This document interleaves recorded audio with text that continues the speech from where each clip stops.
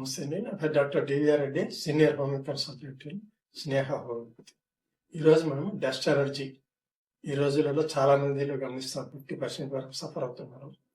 ఈ dust allergy అంటే కొంతమందికి స్మోక్ పడదు, ఇంకొంతమందికి వచ్చేసి డస్ట్ పొల్యూషన్, ఏమైనా ట్రాఫిక్లో వెళ్ళేటప్పుడు అలర్జీ ఉంటుంది. ఇంకొంతమందికి వచ్చేసి అగరబత్తి వెలిగించినప్పుడు తుమ్ములు రావడము, ముక్కులో నీళ్లు కారడము, ఇట్లా జరుగుతుంటాయి సింటమ్స్ అన్నమాట.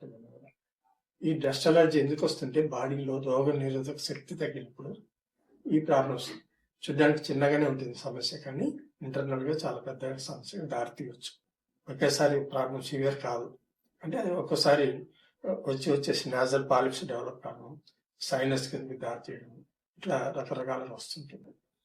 ఇమ్యూనిటీ పవర్ పెంచుకోవాలంటే మంచి డైట్ తీసుకోవడం, ప్రాణాయామం చేయడం, వాకింగ్ ఇట్లాంటివి చేయడం వల్ల కొంత కంట్రోల్ ఉంటుంది.